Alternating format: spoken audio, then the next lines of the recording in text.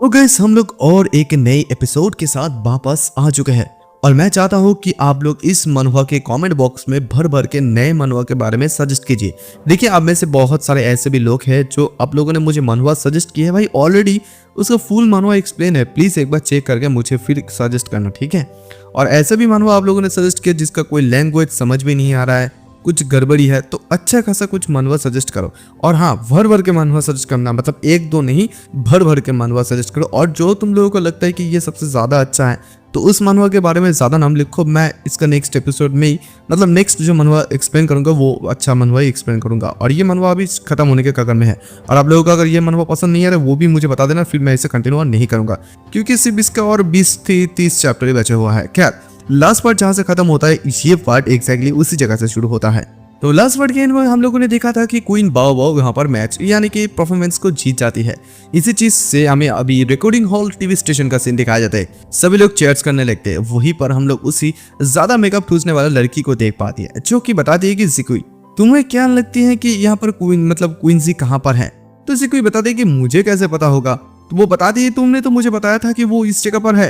तो ज़िकुई कहती है कि एनीवे मुझे लगता है कि वो शायद वहीं पर है और मुझे लगता है कि शायद तुम्हें उसे शो खत्म होने के बाद कॉल करनी चाहिए कि वो कहाँ पर है। ये सुनते हुए वो लड़की बताती है कि मैं उसे जो है बारबेक्यू पे जाने के लिए भी बोलना चाहती हूँ, बट मुझे मतलब मेरी हिम्मत नहीं कि मैं उसे फ़ोन करूँ। ज़िकुई क्या तुम प्लीज़ मेरे लिए उसे फ़ोन कर सकते हो। तो ज़िकुई सुनते हुए बता दी कि ठीक है, जब तक ना शो खत्म हो जाए तब तक हम लोग यहाँ पर इंतजार करेंगे, ओके। और फिर हम लोग देख पाते ये लड़की जो है वो क्वीन जी को मैसेज करने लगती है कि क्वीन जी देखो अभी मैं आई एम सिंगर की लाइव पोस्ट कर पे हूँ और ज़िकुई ने बताया है कि तुम इस जगह पर हो। मतलब वो क्वींसी को एकदम से भर भर के मैसेज भेजती है और क्वींसी के पास भी इन सारे मैसेज आ जाते हैं। वो देखते ही उसे बोरिंग लगते हैं और फिर तभी वो टीवी पे अनाउंस देखता है कि next let's welcome the last singer queen बाओ बाओ। और जैसे क्वीन बाओ बाओ के बारे में वो सुनते वो स्टैंड हो जाता है। क्वीन बाओ बाओ गाना गाने लगती है और उसके गाना को सुनते हुए कुछ लोग बताने लगते हैं कि अमेजिंग, क्वीन बाओ बाओ अभी रशियन सॉन्ग को भी इवन गा रहे हैं। और एक लड़का कहने लगती है कि क्या सचमुच ये गाना उसके भाई ने लिखा है, ये तो रशियन है, सचमुच वो बहुत ज्यादा जीनियस है। उसकी ब्रदर एंड मतलब सिस्टर एंड ब्रदर दोनों ही बहुत ज्यादा औसम है। कुछ लोग तो ये भी बात करने लगते हैं कि अभी हम लोगों को जो है रशियन सीखने की जरूरत पड़ेगी ताकि हम लोग उसे सच को बता सके। वो क्वीन बाओ बाओ सचमुच बहुत अच्छे रशियन का मतलब कह सकते हैं। तभी एक लड़का अचानक से कहते रहे कि यहाँ पर क्वीन बाओ बाओ की गेस्ट सिंगर कहाँ पर है। तो एक लड़का कहता है कि मे भी शायद उसके पास कोई गेस्ट सिंगर नहीं है। लेकिन तभी अचानक से क्वीन जी वहीं पर गाना गाते हुए आते हैं। जैसे गाना गाते हुए आते हैं सभी पब्लिक्स के लोग एकदम शॉक में आ जाते हैं और वो आते ही एकदम से बाबा के हाथ भी थाम लेते हैं और दोनों मिलते हुए गाना गाने लगते हैं। इसी चीज को वो मेकअप ठूसने वाली लड़की देख लेती है, देखते करके वाओ ये तो क्वीन जी है।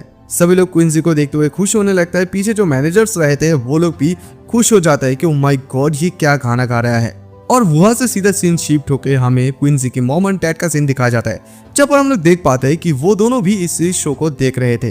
और तभी यहाँ पर बाओ की मॉम और डैड दोनों एक साथ में ये बताने लगते हैं कि मुझे पता है कि बाओ बाओ एंटरटेनमेंट इंडस्ट्री में एंटर हुआ है, लेकिन वो वहां पर क्या कर रहे हैं, यानी कि क्वीन जी के बारे में बात करते हैं। और तभी उसकी मॉम बता करने लगती है कि वो दोनों आखिरकार किस क्यों कर रहे हैं।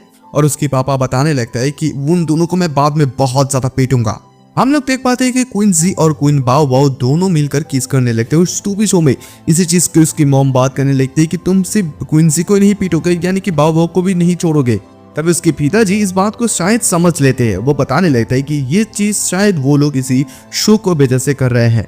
लेकिन उसकी मॉम गुस्से में आ जाती है, बताते हैं कि ऐसा बिल्कुल भी सेम नहीं हो सकते क्योंकि वो लोग शिवलिंग है। तो यहाँ पर क्वीन जी के फादर यही समझाने लगता है कि देखो ये कुछ ज्यादा ओल्ड फैशनेड हो रहा है, क्योंकि फॉरेनर अगर वो लोग एक दूसरे को किस करे ये एक नॉर्मल चीज होते हैं, है ना। फिर वो अपनी मोबाइल को निकालते हैं और बताता है कि देखो तुम अपनी फोन को इस्तेमाल करो उन लोगों को वोट करने के लिए। इस बात को सुनते हुए बाबू की मॉम बताने लगती है क्या आप उन दोनों को सपोर्ट करें, मुझे तो ये लगा था कि आप उन लोगों को बिल्कुल भी सपोर्ट नहीं करेंगे, बाबू को स्टार बनने नहीं देंगे। तो फिर इस बात को सुनते हुए वो बताने लगता है कि देखो क्या मेरा ओपिनियन कोई भी काम करता है, वैसे भी वो अभी एक सिंगर बन ही गए हैं, तो अभी जबकि वो अभी ऐसे शो पर आ ही गया है तो फिर क्यों ना हम लोग उसे चैंपियनशिप को जीतने के लिए उसे मदद करें, उसके पास अगर आखिरकार ये मौका है तो। और फिर वो उसकी मतलब वाइफ को भी ये बताने लगती है कि देखो तुम कल क्वींसी को घर वापस आने के लिए कहना, क्योंकि मैंने ये सुना है कि उसने बहुत ज्यादा सॉन्गों की कॉपीराइट्स बेचकर बहुत सारा पैसा बनाया है। इस बात को सुनते हुए उसकी वाइफ बताती है क्या तुम बेटे के पैसे को चाहते हो, इस बात को सुनते वो बताती है कि तुम मुझे ये बात बताना, तो फिर तुम्हें ये नहीं चाहिए।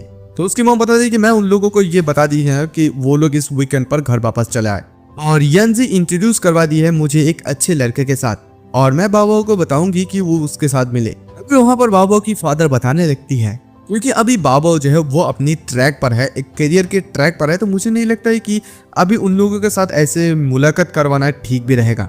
इस बात को सुनते हुए उसके बाद बता दी कि तुम सचमुच बहुत ज्यादा ओल्ड खाए हो गए हो, तुम कॉलेज के प्रोफेसर कैसे बन सकते हो, तुम्हारा आखिरकार ब्रेन कहाँ पर है।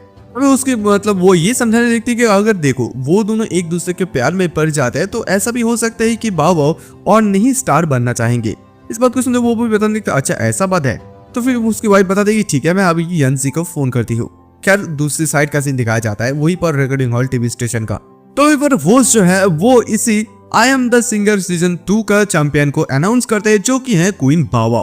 खैर उसके बाद सीन शिफ्ट होता है, हमें ड्रेसिंग रूम का सीन दिखाया जाता है। हम लोग देख पाते हैं कि वहीं पर क्वींसी का नोटिफिकेशन आता है कि उसने सक्सेसफुली बाबा को मदद किया था इस चैंपियनशिप को जीतने के लिए, जिस वजह से उसे जो है रिवॉर्ड मिलता है 500 पॉइंट्स। उस बात से क्वींसी भी बहुत ज्यादा खुश होने लगते हैं। और तभी दूसरी साइड उसकी बहन बैठी हुई रहती है जो कि अपनी मेकअप को उतार रही थी। वो बताती कि ये तुम्हें क्या हुआ, अचानक से तुम इतनी ज्यादा खुश हो गए। तो तभी क्वींसी बात को बदलते हुए बताती कि कुछ भी नहीं है ऐसी, मैं बहुत ज्यादा खुश हूँ कि तुम जीत गए हो। तो बाबा फिर कहने लगते हैं कि देखो क्वींसी क्या तुम्हें इस बारे में पता है कि मॉम और डैड इस शो को भी देख रहे हैं या नहीं। तो यहाँ पर क्वींसी बताने लगती है उन लोगों ने तो ये बताया था कि वो लोग बिल्कुल भी नहीं देखेगा, लेकिन मुझे जो लगता है कि उन लोगों को देखना चाहिए ये। तो फिर बाबा बताते कि तो फिर क्या उन लोगों ने ये भी दिखाई कि हम दोनों मिलकर किस किए थे। तो क्वींसी कहते हैं कि डोंट वरी क्योंकि इसे एक फैमिली किस कहा जाता है। जब अचानक से क्वींसी के मोबाइल पर एक मैसेज आता है, लेकिन क्वींसी इस मैसेज को देखते हुए बिल्कुल भी खुश नहीं लग रहा था। और यहाँ पर उसी ज्यादा मेकअप ठूसने वाली लड़की ने उसे मैसेज किया थी कि क्या क्वींसी तुम इस टीवी स्टेशन पर हो, मैं तुम्हारे साथ मिलने के लिए आ रही हूँ। तो क्वींसी उसे बताने लगते नहीं मैं यहाँ पर बिल्कुल भी नहीं, लेकिन तभी अचानक से दरवाजे पर नॉक होते हैं। एक लड़का आते हुए बताता है कि मिस्टर क्वीन वो लोग बता रहे हैं कि आपसे आपके साथ मिलना चाहते हैं। और तभी यहाँ पर ली डोंगले आते ही बताते थे कि मास्टर अब तो बहुत ज्यादा औसम है, यानी कि क्वींसी के सामने आने लगता है तो कोई दूसरे एक स्लैप मारते पीछे भगा देते हैं। और वहाँ पर और भी कुछ 2 लड़की और एक लड़का आए थे, वो सभी लोग क्वींसी को हेले करने लगते हैं। और अब ज्यादा मेकअप ठूसने वाली लड़की तो क्वींसी को देखते हुए फिदा होने लगती है, तो क्वींसी भी उसे हेलो कहते हैं। और इसी चीज को देखते हुए भाव बहुत ज्यादा गुस्से में आने लगती है। और वो मन ही मन सोच लेती है कि ऑब्वियसली ये जो लड़की है वो मेरे ब्रदर को बहुत ज्यादा पसंद करता है। उसके इस बुलिशिंग फेस को देखते हुए वो लिटरली ये कहना चाहते हैं, मतलब उसके एक्सप्रेशन को देखते हुए मैं कह सकती हूँ कि वो कहना चाहती है कि आई लव यू। और जब क्वींसी इधर ली डोंगलाई को यही बताने लगी, ली डोंगलाई देखो मैंने ये सोचा था कि तुम अभी स्कूल पर हो क्योंकि अभी स्कूल में बहुत ज्यादा काम चल रहा है, लेकिन मैं बिल्कुल भी नहीं सोचा था कि तुम यहाँ पर आ जाओगे। तो ली डोंगलाई यही बताता है कि मैं इस जगह पर इस वजह से आया हूँ क्योंकि मुझे पता था कि आप भी यहाँ पर होंगे।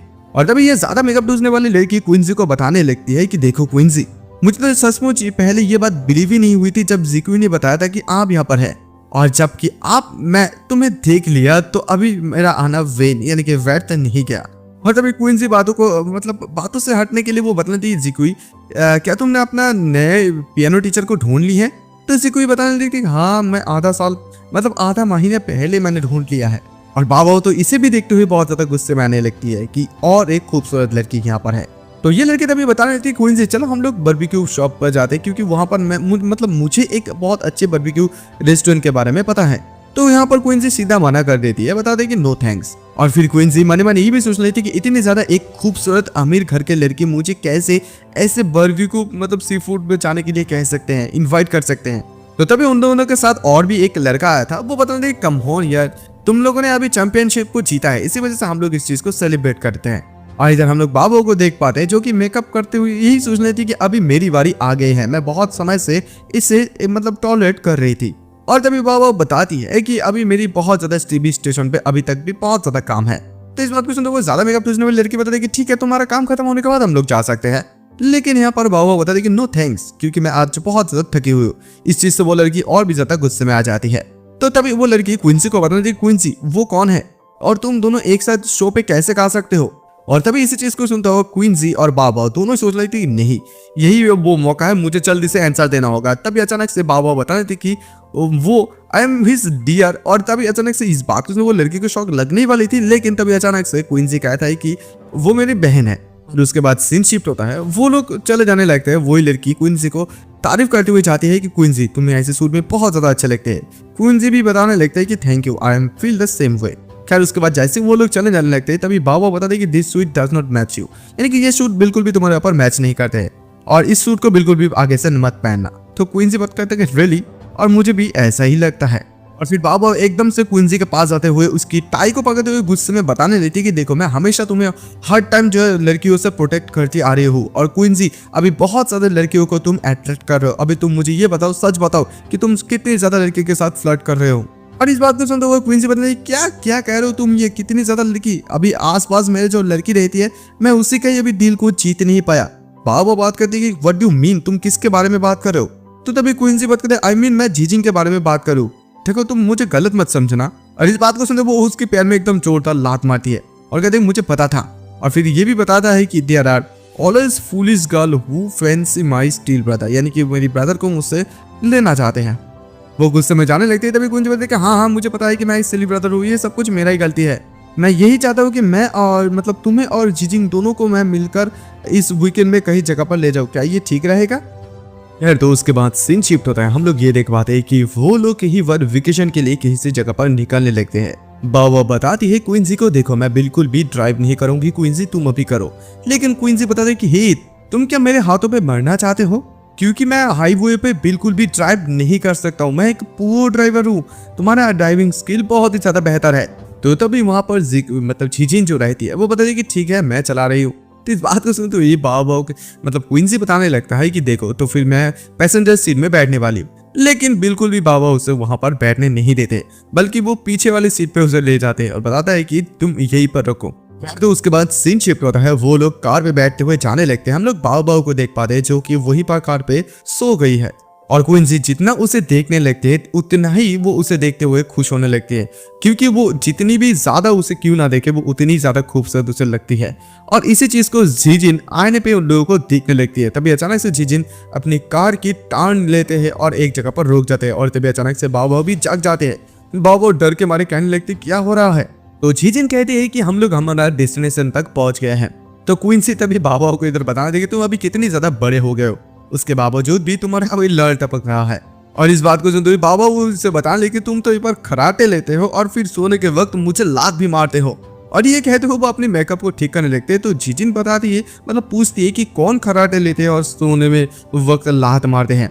तो बताती है बाबा की वो मतलब क्वींसी वो बचपन में ऐसा करते थे। खैर उसके बाद सीन शिफ्ट होता है, वो लोग अपने डेस्टिनेशन जब पहुंच जाते हैं तभी वहां पर क्वींसी बताने लगता है हमारे पेरेंट्स जो है वो कभी कभी हमें यहाँ पर लेकर आते थे, और देखो अभी ये जो फ्लिस्ट 4 है रोड है वो अभी भी ठीक वैसा ही है।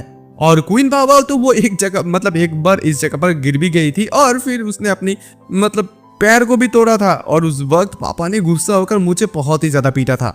इस बात को सुनते हुए जीजिन पूछने लगती है तो फिर पापा ने तुम्हें क्यों पीटा। अभी बाबा कहते हैं कि ये इसी वजह से क्योंकि जब मैं गिरी थी उस समय वो मेरी पीछा कर रहा था। तो क्वींसी कहता है कि हाँ तुमने तो मेरे सेक्स को लेकर भागा था, इसी वजह से तो मैं तुम्हें मतलब तुम्हारा पीछा कर रहा था, और इसी वजह से वो गिर गए थे। और यहाँ पर क्वींसी से देखते हुए बहुत ज्यादा हंसी थी, इस वजह से उसके पापा ने उसे बहुत ही ज्यादा धोया था। तो फिर इन लोगों की बात को सुनते हुए जीजिन भी हंसने लगती है और कहती है कि ये सब कुछ तो प्रतिशोध था। खैर उसके बाद वो लोग और एक जगह पर जाते हैं, वहां पर एक रिवर दिखती है, उसे देखते ही जीजिन बहुत ज्यादा खुश हो जाता है क्योंकि बहुत ज्यादा खूबसूरत लग रही थी। तो वहां पर एकदम बाबा ऊपर आ जाते हैं, बताते हैं कि कम ऑन चलो हम लोग यहाँ पर तस्वीरें लेते हैं। लेकिन यहाँ पर क्वींसी जीजिन को बदलेगी, जीजिन चलो क्यों ना हम दोनों मिलकर एक साथ तस्वीरें लेते हैं। तो जीजिन राजी हो जाते हैं, और तभी इसी चीज को देखते हुए बाबा को मतलब गुस्सा आने लगती है, वो सीधा उन दोनों के बीच में चले जाते हैं। और फिर वो बताता है कि मतलब क्वींसी कि तुम हमारे मूड को बर्बाद कर रहे हो, लेकिन वो बिल्कुल भी सुनता नहीं। वो तीनों मिलकर वहां पर बहुत सारे तस्वीरें लेते हैं। तो वहां पर इतनी ज्यादा गर्मी होती है कि बाबा की पसीना छूटने लगती है। तो बाबा कहने लगते हैं इस जगह पर बहुत ज्यादा गर्म है, मुझे तो ऐसा लग रहा है कि मैं इस रिवर पे कूद जाऊं। तो उसके बाद जैसे ही वो लोग एक जगह पर खाना खा रहे थे तो अचानक से एक लड़की आ जाती है। वो लड़की आती इन लोगों को देखते हुए एकदम से पहचान जाती है, और बाबा उसे देखते हुए सोचने लगे अरे बाप रे शायद उन्होंने मुझे पहचान लिया। खैर मैं भी तो इतनी ज्यादा पॉपुलर हूँ। और तभी वो लड़की बताने लगी मैं तुम्हें जानती हूँ। और इसी चीज को सुनते हुए बाबा इधर भाव खाते हुए बताते थे कि सचमुच सेलिब्रिटी होना बहुत ही ज्यादा डिफिकल्ट है, क्योंकि ऑर्डिनरी पीपल की तरह तुम नहीं रह सकते हो।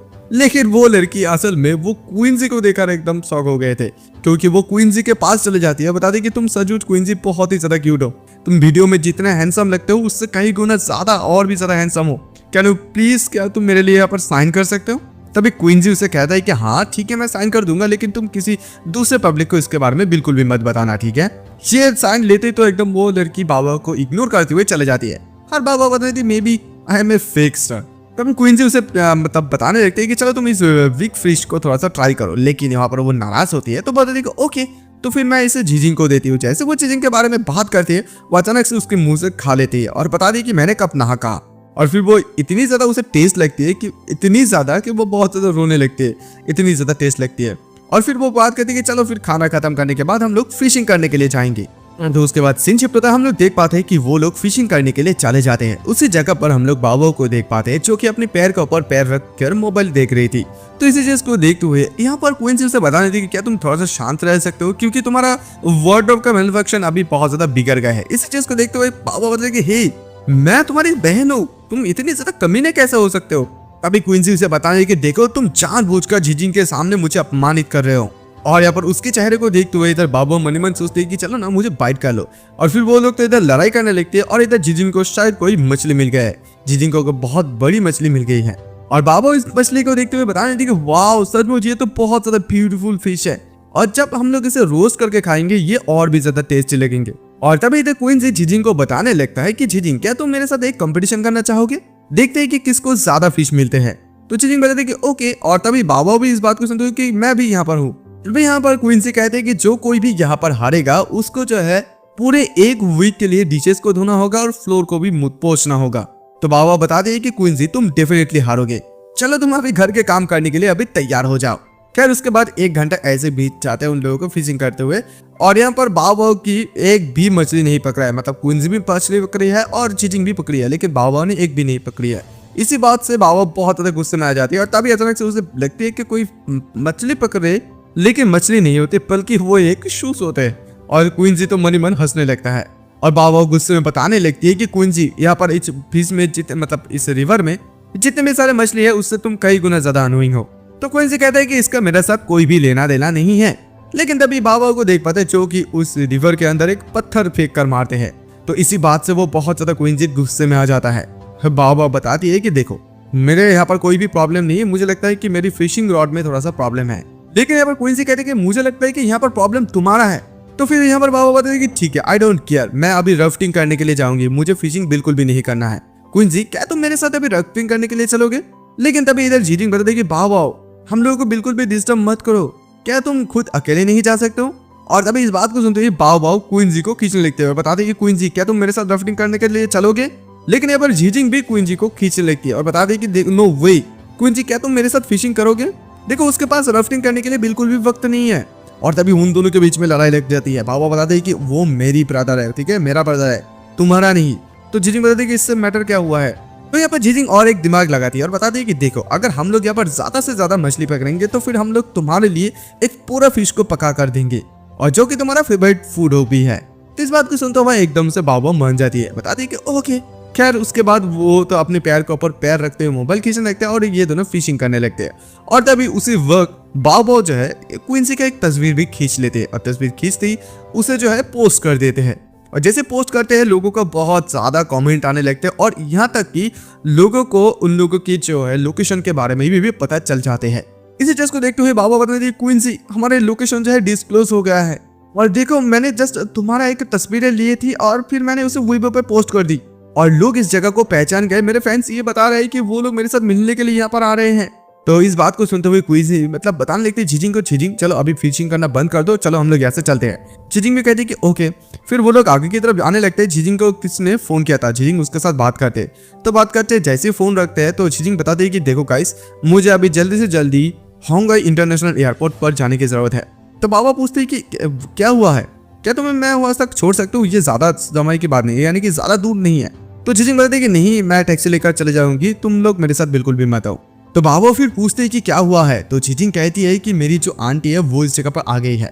क्या उसके बाद सीन शिफ्ट होता है, हम लोग देख पाते हैं क्वींसी और बाबा दोनों ही जाने लगती है। तो बाबा इधर बहुत ज्यादा थक गई है, वो बताती है क्वींसी मैं बहुत ज्यादा थक गई हूँ। तो यहाँ पर क्वींसी से बताने दे कि देखो अभी इतनी ज्यादा टेम्परेचर हाई है, बहुत ज्यादा गर्मी लग रही है, मेरे पसीना छूट रहा है और ये चीज तुम्हारे साथ बहुत ज्यादा अनकंफर्टेबल है यार। तभी इस बात को सुनते हुए बाबा कहते हैं कि मुझे कोई भी परवाह नहीं, तुम मुझे कैरी करोगे, नहीं तो मैं चिल्लाऊंगी कि तुम मुझे छेड़ रहे हो।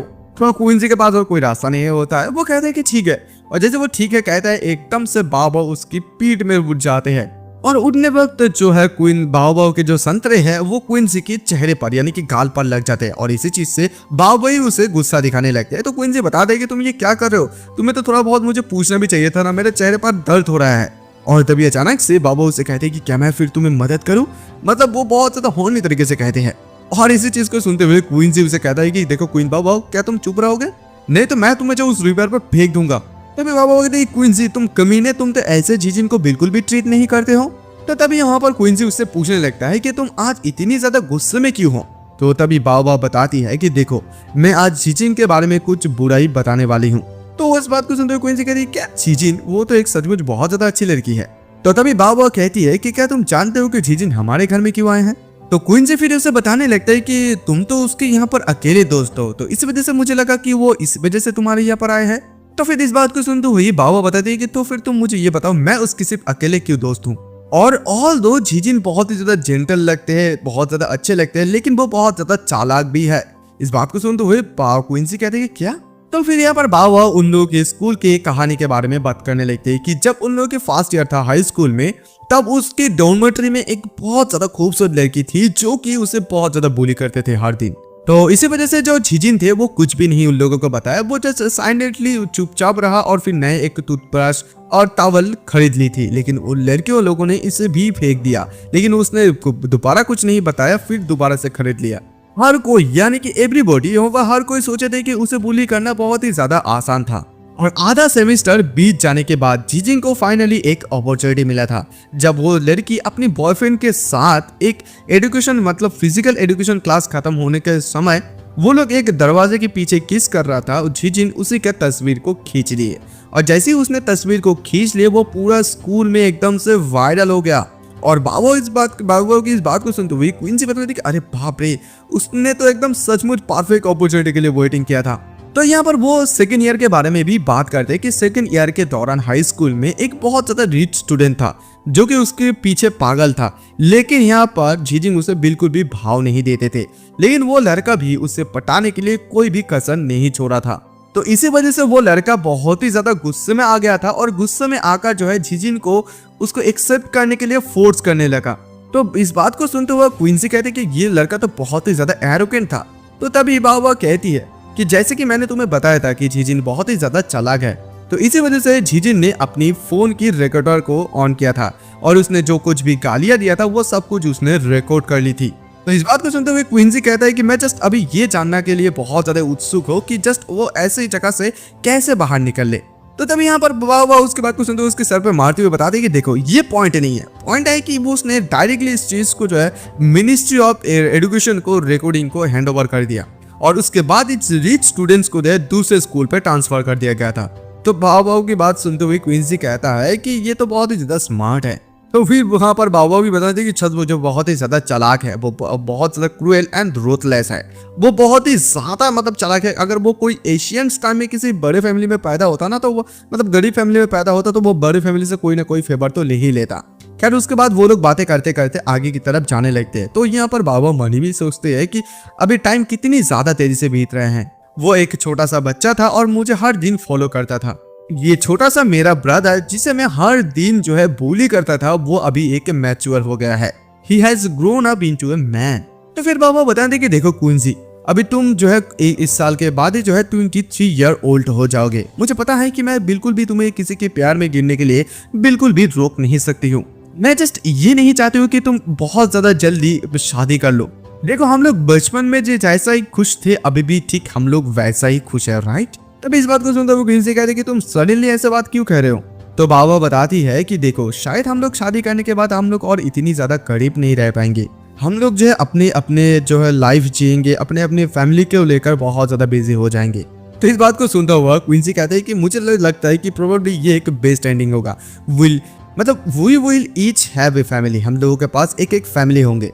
तो बाबा फिर बता दे कि देखो टाइम बहुत ज्यादा पीसफुली बीत जाएगा। हम लोगों को 7 इयर्स के बाद हम लोग जो है जब मिलेंगे तब हमारे बच्चे लोग जो है वो लोग आखिरकार खेलेंगे एक साथ, आसपास खेलेंगे और हम लोग यहाँ पर बातें करेंगे। तो यहाँ पर क्वींसी बताता है कि देखो इस बात के लिए अपसेट होने का मुझे नहीं लगता है कि कोई भी जरूरत है, क्योंकि एक दिन ना एक दिन हम दोनों शादी कर ही लेंगे। लेकिन यहाँ पर बाबा बताती है कि लेकिन मैं तो यहाँ पर बहुत ज्यादा कोशिश कर रही हूँ कि मैं तुम्हारी साथ ही रहूँ। तो यहाँ पर क्वींसी कहते हैं कि चलो हम लोग आ गए हैं, और फिर उसे उतार देते हैं। तो बाबा बताती है कि देखो मैं उस लड़के को बिल्कुल भी नहीं ऐसे देखना चाहता हूँ कि जिसे मैं पाला हूँ, बड़ा किया हूँ, वो शादी कर ले। तो यहाँ पर क्वींसी कहती है कि देखो तुम छटपटाना बंद करोगे प्लीज। तो बहुत बाबा बताते हैं कि देखो तुम फ्यूचर के बारे में अभी सोचना भूल जाओ, ठीक है, जस्ट तुम इतनी ज्यादा जल्दी शादी मत करना, ओके, तुम चलो मुझे ये प्रॉमिस करो। तो फिर वो रुक सा जाती है, बाबा रोने लगती है और बताती है कि देखो मॉम ने दोबारा से मुझे आज रात जो है ब्लाइंड डेट के लिए बुलाया है। तो क्वींसी कहती है कि ठीक है, ऑलराइट। तो फिर बाबा गुस्से में आ जाती है और रोने लगते हैं, बताती है कि ठीक है मैं अभी घर वापस चले जाऊंगी और जिसे भी अच्छा लगेंगे मैं उसे शादी कर लूंगी। तो क्वींसी दोबारा से कहते कि ऑलराइट, ये कहते हुए वो लोग आगे की तरफ जाने लगते हैं। खैर उसके बाद वो लोग कार पे बैठ जाती है। तो बाबा को उदास हम लोग देख पाते हैं। बाबा बताती है कि अभी अभी जो कुछ भी हुआ था चलो सब उन चीजों के बारे में भूल जाओ। तो फिर क्वीन से पूछता है कि चलो अभी क्या हुआ बताओ मुझे। तो बाबा बताइए कि हाँ यही मेरा एटीट्यूड ठीक है। फिर क्वीन से भी उसे चिढ़ाता हुआ बताने दी कि मुझे अभी याद नहीं है, क्योंकि कुछ समय पहले बहुत ज्यादा रो रहा था और मुझे बता रहा था कि मैं जल्दी जल्दी शादी ना करूं। तभी यहाँ पर इस बात से एकदम बाबा गुस्से में आ जाती है और बता दी कि क्या तुम मेरे साथ फाइट करोगे, लड़ाई करोगे। वो दोनों कार के अंदर ही लड़ाई करने लगते हैं। और फिर यहाँ पर क्वींसी बताता है कि देखो मुझे जो लगता है कि तुम्हें अभी जो है शादी कर लेना चाहिए, तुम अभी मुझसे भी बड़े हो, और देखो मेरे लिए तो अभी बहुत ही ज्यादा अर्ली है कि मैं इतनी ज्यादा जल्दी शादी बिल्कुल भी नहीं करूंगी। तो इस बात को सुनते हुए बाबा भी खुश हो जाती है, बताती है कि क्या सचमुच। तो क्वींसी कहती है कि हाँ मैं शादी नहीं करूंगा, मैं फॉरएवर के लिए सिंगल ही रहूंगा। तो इस बात से सुनते बाबा एकदम खुश होकर बताते that's would be the best. तो फिर क्वींसी कहती है कि व्हाट, तुम ये क्या बात करो, क्योंकि मैं हमारे फैमिली में सबसे एक ही मेल हूँ, अगर मैं ऐसा करता हूँ तो बिल्कुल भी ग्रैंडपा मेरे ऊपर मतलब खुश नहीं होगा। तो तभी हम लोग देख पाते हैं कि बाबा की मॉम उसे फोन करती है। तो बाबा उसकी मॉम की जैसी फोन पकड़ती है तो उसकी मॉम बताने लगती है कि देखो तुम्हें आज घर आने की कोई भी जरूरत नहीं, क्योंकि ब्लाइंड डेट कैंसिल। तो फिर बाबा चौड़े पे आकर कहने लगते हैं कि क्या क्यों कैंसिल हो गया, मैंने इतनी ज्यादा ड्रेसअप की है और आज इसका मतलब क्या है, क्या वो मुझे बिल्कुल भी पसंद नहीं करते हैं।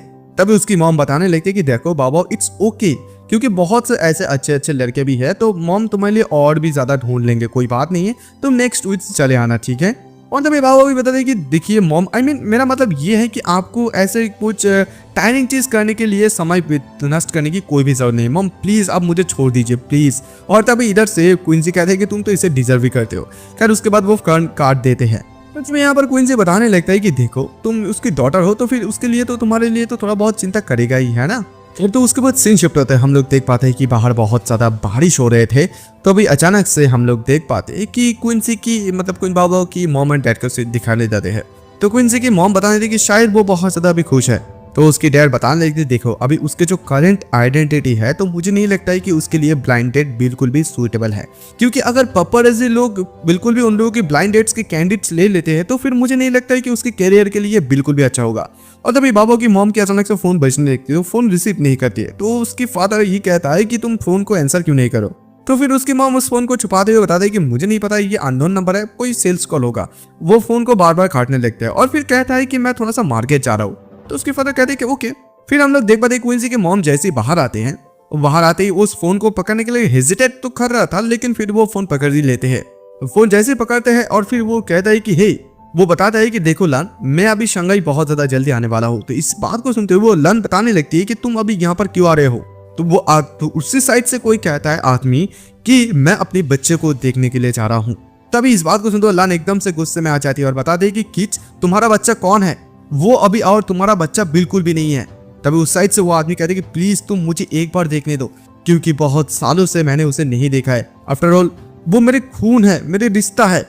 इस बात को सुनता हुआ वो कहते कि क्या तुम खून अभी रिश्ते के बारे में बात करो, ऐसा बिल्कुल भी तुम नहीं कह सकते हो। देखो मैं तुम्हें ये वार्निंग दे रहा हूँ, तुम हमारे लाइफ में बिल्कुल भी और डिस्टर्ब मत करो। उसके साथ तुम्हारा और कोई भी लेना देना नहीं है, क्योंकि उसके सरनेम अभी क्वीन है। तो अभी उस साइड से वो आदमी कहते हैं कि क्या हम लोग थोड़ा सा फेस टू फेस कॉन्वर्सेशन कर सकते हैं प्लीज। तो लन बताइए कि इसका कोई भी जरूरत नहीं है, मैं तुम्हें दोबारा बिल्कुल भी नहीं देखना चाहता हूँ, तुम जहां से आए हो तुम वहां पर वापस चले जाओ। उस साइड से वो आदमी कहता है कि देखो मैं 10 मिनट के अंदर होंगियन इंटरनेशनल एयरपोर्ट पे चले जाऊंगा। अगर तुम मुझे देखना नहीं चाहते हो, यानी कि मेरे यहाँ पर आना नहीं चाहते हो, तो फिर मैं तुम्हारे घर चले जाऊंगा। आई रिमेंबर द एड्रेस, मुझे ये एड्रेस यहाँ पर है। इस बात को सुनकर लान एकदम से शॉक आ जाती है, कहती क्या ठीक है मैं वहां पर जा रही हूँ। खैर उसके बाद दोबारा से सीन शिफ्ट होता है, हमें उसी एयरपोर्ट का सीन दिखाया जाता है। हम लोग जिजिन को देख पाते हैं जो कि वहां पर इंतजार कर रहे थे उसकी आंटी के लिए। उसकी आंटी भी वहां पर आ जाती है, जो कि वांग लिंगियन है, जो कि उसकी सेकंड आंटी है वांग जीजिन की। तो जीजिन उसके आंटी को देखते हुए बता दे कि आंटी आप आ गए हैं।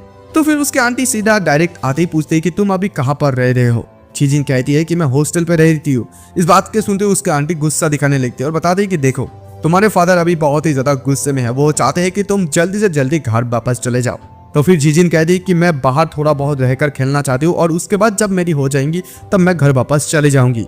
उसकी आंटी निराश होकर बताता है कि देखो मिंग चैन वो एक बहुत ज्यादा सेंसिबल लड़का है, जो कि बचपन से ही बहुत ज्यादा हार्ड वर्किंग लड़का है और सारे के सारे बुजुर्ग लोग उसे पसंद करते हैं। एंड तुम दोनों जो है एक साथ बड़े भी हुए हो। इस बात को सुनते हुए जीजिन कहती है कि देखो वो लड़का जो है 6 साल की उम्र में अपनी फैमिली का पैसा चुरा लिया था और फिर 10 साल की उम्र में जो है वो अपनी ग्रैंडफादर की जो एंटिक चीज है उसे भी तोड़ दिया था और फिर अपने भाई को ही फंसा दिया था। और उसके बाद वो 15 इयर्स ओल्ड उम्र में वो जब भी कुछ मैसेज वजह दे रहा है। खैर देखो मुझे उसकी पास्ट के बहुत ज्यादा एम्ब्रेसिंग मोमेंट्स के बारे में पता है और उससे भी मेरी कुछ पास्ट एम्ब्रेसिंग मोमेंट के बारे में पता है, तो हम दोनों बिल्कुल भी रिलेशनशिप में नहीं आ सकते और वैसे भी मैं उसे भाई की तरह ही मानता हूँ। इस बात को सुनते हुए इसकी आंटी कहती है कि देखो अगर मैं उसे बताऊं कि तुमने ऐसा कहा तो फिर सचमुच वो रो पड़ेंगे।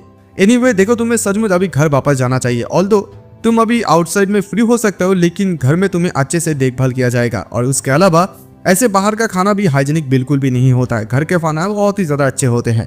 इस बात को सुनते हुए जीजिन कहती है कि घर से भी बेहतर खाना मुझे मिलती है। तभी अचानक से उसकी आंटी उसकी संतरे को देखती है, उसके चेहरे की तरफ देखती है, देखते बताते कि इन डेट तुम कुछ ज्यादा ही मोटे नहीं हो गए हो। जीजिन कहती है क्या मोटे आंटी, क्या आपके पास कोई मिरर है? उसके आंटी एक मिरर देते हुए कहती है कि तुम खुद ही देख लेते हो। और जीजिन उसको देखते हुए कहते हैं कि आप ये कह रहे हैं कि अगर मैं खाना खा रही हूँ तो इसका मतलब क्या मोटे हो? मुझे ये बिल्कुल भी पसंद नहीं है। तभी उसकी आंटी उसे कहती है कि चलो तुम मुझे बताओ कि वो कौन है। जीजिन कहती है कि ऑफकोर्स वो शेफ है, क्योंकि मुझे एक बहुत ज्यादा अच्छे रेस्टोरेंट मिला है रिसेंटली। उसकी आंटी बताती है कि देखो जीजिन, मुझे पता है कि तुम्हारे यहाँ पर शंघाई में इतनी ज्यादा खास कुछ जान पहचान के नहीं है, तुम क्या चाहोगे कि मैं उस आदमी को ढूंढूं? जीजिन कहती है कि देखो आप ऐसा बिल्कुल भी नहीं करेंगे, नहीं तो मैं आपके ऊपर बहुत ज्यादा गुस्सा हो जाऊंगी। खैर उसके बाद सीन शिफ्ट होता है। जीजिन बाहर चले आती है, कहती है कि हेलो क्विंसी, क्या तुम प्लीज मुझे इस होंकियन स्टेशन पर लेने के लिए आ सकते हो, क्योंकि बाहर अभी बहुत ही ज्यादा हैवी रेन हो रहे हैं। तो उसके बाद सीन शिफ्ट होता है। हम लोगों को ये दिखाया जाता है कि क्विंसी और मतलब क्वीन बाओबाओ की जो मॉम है एक बस स्टॉपेज पर आकर रुक जाती है। उसी जगह पर हम लोग एक ही आदमी को आते हुए देख पाते हैं, जो कि उसके साथ कोई रहता है। उससे कहते हैं कि तुम यहाँ पर इंतजार करो। कहते हुए बताना कि लान, बहुत समय के बाद तुम्हारे साथ मैं मिला, तुम बहुत ज्यादा बदल गए हो। इस बात को सुनते हुए लान बताते हैं कि बेहतर होगा कि हम लोग एक दूसरे को और कभी ना मिले फ्यूचर में। वो आदमी ये कहता है कि मैं इस शंघाई पे आया हूँ थोड़ा बहुत बिजनेस के काम के लिए और इस तरफ से मैं चाह ही रहा था, तो इसी वजह से सोचा क्यों ना मैं अपने बच्चे को देख बचाऊं एक बार। लेकिन लान इस बात से थोड़ा सा उसे गुस्सा दिखाने लगती है। तो वो आदमी यही कहता है कि इतनी साल गुजर गया है लेकिन तुम अभी भी स्टिल डिफेंसिव हो। I don't want to disturb your life, मैं जस्ट अपनी बच्चों को एक बार देखना चाहता हूँ। लान इस बात को सुनते हुए कहती है कि देखो तुमने अपनी लाइफ के डिसीजन खुद ही लिए थे, तो इसी वजह से मैं बिल्कुल भी ये नहीं चाहती हूँ कि तुम अपनी रिलेशनशिप को और ज्यादा खींचो, और अभी वो तुम्हारे बच्चे बिल्कुल भी नहीं है। इस बात को सुनता हुआ वो आदमी कहता है कि तुम्हें तो पता ही है कि उस समय कितनी ज्यादा बुरा वक्त था मेरा, और तुम तो तभी। ये सुनते ही लान एकदम चिल्लाती है और बताती है कि शट अप, देखो इस चीज के बारे में बिल्कुल भी और बात मत करो, इसे प्लीज सीक्रेट रखो। मुझे पता नहीं कि तुम अभी आखिरकार क्या प्लानिंग करने की कोशिश करो। मैं अपने बच्चे को तुम्हें और नहीं देखना देना चाहती हूँ, नेवर, मैं बिल्कुल भी नहीं दूंगी। देखो रॉन्ग, प्लीज बिल्कुल भी तुम मेरे लाइफ में बिल्कुल भी मत आना, मुझे प्लीज डिस्टर्ब मत करना, मैं तुमसे भीख मांगती हूँ। बहुत ही ज्यादा वो रोने लगती है। तभी सीन शिफ्ट होते हम लोग देख पाते हैं कि बाओबाओ और क्विंसी दोनों ही कार पे जा रही थी। बाओबाओ जीजिंग को फोन करती है, बताती कि जीजिंग अभी तुम मुझे ये बताओ कि तुम कहाँ पर हो। लेकिन तभी अचानक से क्विंसी की नजर उसकी मॉम की तरफ पड़ती है। पड़ते वो मन में सोच रही थी कि ये तो मॉम है, और मॉम के साथ ये आदमी कौन है? वो लोग क्या झगड़े कर रहे, क्या वो लोग बोली कर रहे? वो गुस्से में बाहर निकलना चाहता था, लेकिन तभी अचानक से वो नोटिस कर पाता है कि ये जो आदमी है उसकी मॉम की जो आंसू बह रहा था वो मुंह पोंछ रहा है। इसी चीज को देखते हुए क्विंसी मन ही मन सोच रही थी कि आखिरकार यहाँ पर क्या चल रहा है। तभी कोई बाबा उसे बताते हैं कि देखो जीजिन ने बताया कि वो हमारे पास ही है, वो यहाँ पर बहुत ज्यादा जल्दी आ जाएंगे। तभी बाबा की नजर भी उसकी मॉम की तरफ पड़ती है। वो बताती है कि क्विंसी क्या ये हमारे मॉम नहीं है, और वो इस जगह पर क्या कर रहे? क्विंसी इधर मन ही मन बहुत ज्यादा गुस्से में आने लगती है। तभी उसे बचपन के बारे में याद आती है, जहाँ पर उसने उसकी मॉम और डैड को बात करते हुए ये सुना था कि वो तुम उसकी बायोलॉजिकल फादर बिल्कुल भी नहीं हो। तो उसकी पापा ये बताता है कि बुलशिट, जब तक वो मुझे पापा करके पुकारेंगे तब तक वो मेरे ही बेटा है, मतलब मेरे बायोलॉजिकल सन है। देखो यहाँ पर बेटा बेटी मेंशन नहीं किया, मैं अपने मन से कह रहा हूँ वो बेटी होगा। तो यहाँ पर क्वीन से यही सोच रही थी कि क्या ये मेरा बायोलॉजिकल फादर है, क्योंकि अगर मैं उसी जगह पर जाता हूँ तो सच मेरे सामने आ जाएगा, और एक बार अगर सच सामने आ जाता है तो फिर हमारा फैमिली का जो रिलेशनशिप वो एकदम से बर्बाद हो जाएगा, और फिर हम दोनों का क्या होगा। यानी कि बाबा और क्वींसी के बारे में, मतलब क्वींसी बाबा के बारे में सोचता है, हम लोग हमारे रिलेशंस के साथ जो है पापा के साथ कैसे मिलेंगे। तभी बाबा बताती है कि क्या वो सचमुच हमारी मॉम है, वो यहाँ पर क्या करे। क्वींसी, चलो तुम मुझे प्लीज अम्ब्रेला को ढूंढने के लिए थोड़ा सा मदद करना चाहोगे, मैं अभी बाहर जाके देखना चाहती हूँ कि वो मॉम है या नहीं। तभी अचानक से क्वींसी को पता नहीं क्या होता है, वो बता दे कि नहीं वो हमारी मॉम नहीं है, तुम गलत हो। तभी इस बात को सुनते हुए बाबा बता दी कि इम्पॉसिबल, क्योंकि मेरी आइस लाइट जो है 2.5 है। एनीवे, जब तक ना मैं बाहर जाके चेक करूंगी तब तक मुझे असली चीज के बारे में बिल्कुल भी पता नहीं चलेंगे। ये कहते हुए अम्ब्रेला को वो ढूंढती है। तभी क्वींसी उसे गुस्सा दिखाती है और बता दी कि आई सेड कि वो तुम रॉन्ग हो, इट्स मीन कि तुम रॉन्ग हो। बहुत ज्यादा वो गुस्से में रोने भी लगते हैं, कांच पर जो कार के कांच होता है ना वहीं पर वो जोर जोर से मारते भी लगते हैं। इसी चीज से बाबा भी थोड़ा सा डरने लगती है और क्वींसी एकदम से कहने लगती है कि तुम सचमुच गलत हो, तुम गलत हो। और बाबा भी उसकी बात को सुनते हुए रोने लगती है, बता दी कि तुम मेरे साथ ऐसे बिहेव कैसे कर सकते हो। बहुत ज्यादा जोर से बारिश होने लगती है। तभी कुछ समय के बाद ही क्वींसी उससे माफी मांगते हैं, लेकिन बाबा बिल्कुल भी नहीं सुनते, वो रोने लगते हैं। तभी अचानक से हम लोग देख पाते हैं कि जीजिंग भी दौड़ती हुई कार के अंदर चले आ जाती है। वो आते ही बताते हैं कि बाहर बहुत ज्यादा हैवी रेन हो रही है, मेरी शू भी एकदम गीला हो गया है। लेकिन तभी वो इन दोनों को कुछ मतलब ठीक हालत में नहीं देखते हैं। तो फिर पूछने लगते हैं कि आखिरकार तुम दोनों को कुछ हुआ क्या। तो बाबा बताते कि नहीं, चलो हम लोग यहाँ से चलते हैं। फिर वो लोग वहां से निकल जाते हैं। क्वींसी सीधा उसके अंदर आ जाते हैं, वो कोई बात भी नहीं करते। तभी जीजिंग पूछते हैं कि उसके साथ आखिरकार क्या हुआ है, लेकिन बाबा भी उसे कोई खास जवाब नहीं देते हैं। और उसके बाद सीन शिफ्ट होता है। हम लोग देख पाते हैं कि क्वींसी एकदम से बाथरूम पे आगे अपनी मुंह धोने लगती है। मुंह धोने के वक्त वो सोचने लगती है कि मुझे अभी शांत होने की जरूरत है, क्योंकि इस चीज से मैं बहुत सालों से गुजर रहा था। क्या मुझे सचमुच ये कहना चाहिए? अगर जो मैं से मतलब केस कर रहा हूँ वो अगर करेक्ट हुआ तो फिर आखिरकार मेरे फैमिली के साथ यानी कि डैड के साथ क्या होगा? क्या मॉम डैड को डिवोर्स दे देंगे? क्या मैं और बाबा हम दोनों जो अच्छे से जीवन यापन कर रहे थे क्या वो बिगड़ जाएंगे कि फ्यूचर हमारा अनहैप्पी होगा? चलो ये सब कुछ भूल जाओ। मैं इतनी ज्यादा डीपर में बिल्कुल भी नहीं जाना चाहता हूँ। वो अपनी मुंह धो के बाहर निकलते हैं। तभी अचानक से वो देख पाते हैं कि उसकी बहन की दरवाजा भी बंद है। तो फिर वो बाहर निकलते हुए अपनी सिगरेट को जलाते हैं और फिर वहाँ पर बहुत ज्यादा बातें को सोचने लगती है। और फिर सोचते ही तभी अचानक से वहीं पर जीजिंग बाहर आ जाती है। आती कहती कि हे, तुम्हारे साथ आखिरकार हुआ क्या है? क्योंकि बाबा अपनी कमरे पे बहुत ज्यादा रो रहे हैं। तो यहाँ पर क्वींसी अपनी सिगरेट को बुझाती है। तो फिर उसे जीजिंग बताती है कि देखो तुम दोनों के बीच में कोई ना कोई तो बात हुआ ही है। मैं उसे इतनी ज्यादा रोने वक्त किसी भी वक्त नहीं देखा है, इतना रोना। क्वींसी कहते हैं कि चलो भूल जाओ तुम इस चीज के बारे में, मैं बाद में चेक कर लूंगा। तो जीजिंग बताती है कि ठीक है, मैं अभी शावर लेने के लिए जा रही हूँ, तुम अपना मुंह बिल्कुल भी मत खोलना, ठीक है? उसे और गुस्सा मत दिलाओ। ये कहते वो निकल जाते हैं। और दूसरी साइड हम लोग बाबा को देख पाते हैं, जो कि बहुत ज्यादा रोने लगती है और सोचती है कि आखिरकार क्वींसी के साथ क्या हुआ है। उसे बहुत ज्यादा भयानक लग रहा था। क्या हम लोग पहले जैसा अभी भी अच्छे नहीं है या अच्छे नहीं रह पाएंगे? और झगड़ा होने के बाद सचमुच वो मुझसे थोड़ा सा अलग हो गए हैं। ये सब कुछ बातें सोच ही रहा था, तभी अचानक से क्वींसी वहां पर आ जाते हैं। आती कहती कि सिस, लेकिन बिल्कुल भी बाबा उसे भाव नहीं देते। बाबा सोचते कि फाइनली तुम यहाँ पर मुझे कंफर्ट देने के लिए आ ही गए हो, तुम बहुत ज्यादा लेट हो गए हो, तुम ये मत बिल्कुल भी सोचना कि मैं तुम्हें माफ कर दूंगी। तभी क्वींसी कहने लगता है चलो मैं तुम्हारे लिए एक गाना गाती हूँ। लेकिन बाबा कहते कि नहीं, मुझे तुम्हारा गाना बिल्कुल भी नहीं सुनना है, बिल्कुल भी नहीं सुनना है। लेकिन फिर भी उसके बाद क्वींसी नहीं सुनता है। वो अपने मन में गाना गाने लगते हैं। जिसके उस गाना गाने लगते हैं बाबा को अपनी पुरानी बचपन के दिन याद आते हैं और इन सारे दिनों को याद करती हुई बहुत ज्यादा वो रोने लगती है। और अभी उसकी रोना तो देखते हुए तो क्वींसी कहता है कि तुम अभी भी स्टिल रो क्यों रहे हो? मैं बताया ना, मैं तुम्हें और ज्यादा डांटूंगा नहीं ना। लेकिन बाबा बताते कि शट अप, अगर तुम दोबारा से ऐसा कोई भी काम करते हो ना, मैं तुम्हारे साथ ब्रेकअप कर लूंगी, ठीक है? और तभी इस बात को सुनता हुआ क्वींसी कहता है कि अरे मैं बिल्कुल भी नहीं करूंगा, मेरी सिस्टर सचमुच बहुत ज्यादा प्रीटी है और मैं अपनी सिस्टर को कभी भी गुस्सा नहीं दिलवाऊंगी, ओके?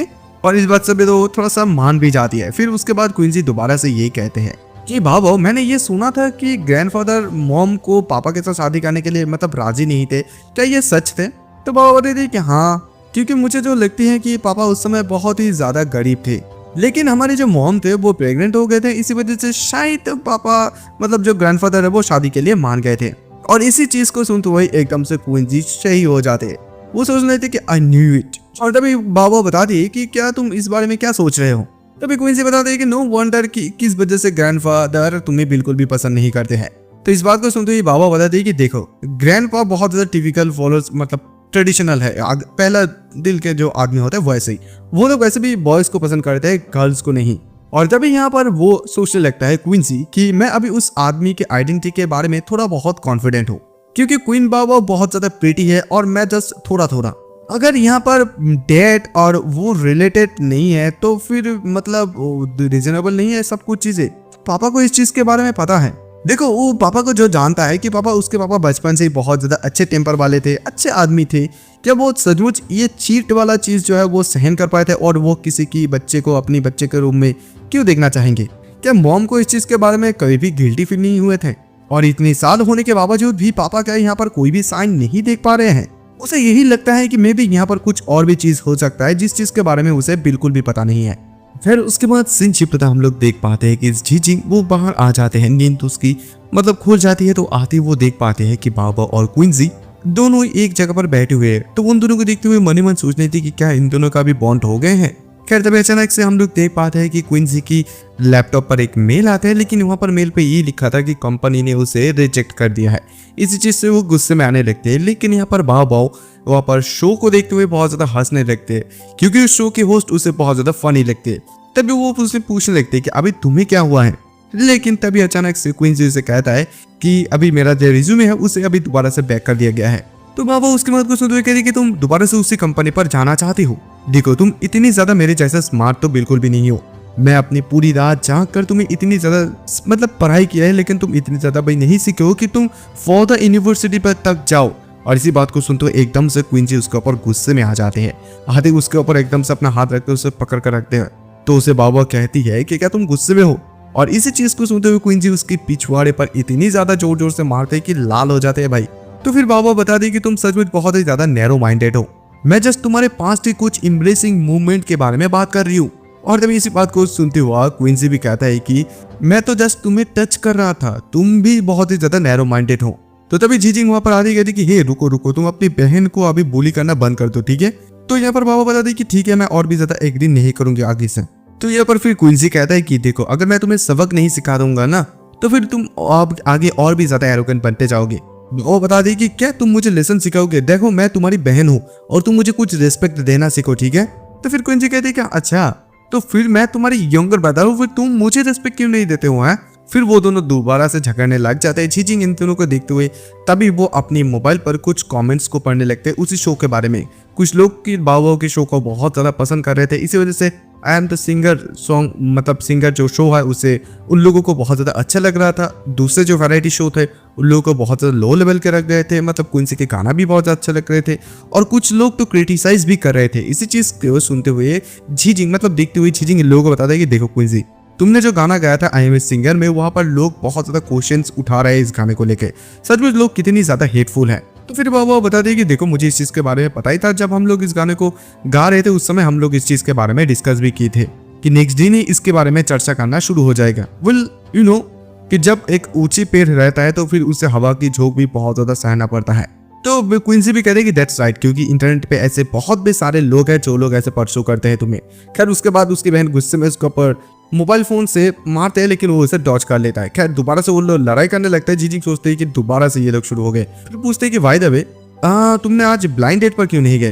तो फिर बाबा बता दें कि मैंने इसे मिस अप कर दी, क्योंकि मैं बहुत ज्यादा टैलेंटेड और ब्यूटीफुल एक लड़की हूँ, तो इसी वजह से वो लड़का ये सोचा कि वो डिजर्व ही नहीं करते हैं मुझे। इस बात को सुनते हुए क्विंसी कहते हैं कि हाँ हाँ तुम तो एक ब्यूटीफुल फेरी हो। तो फिर बाबा कहती है कि मेरी मॉम बहुत ही ज्यादा चिंता में है कि मैं शायद ही शादी नहीं करूंगी।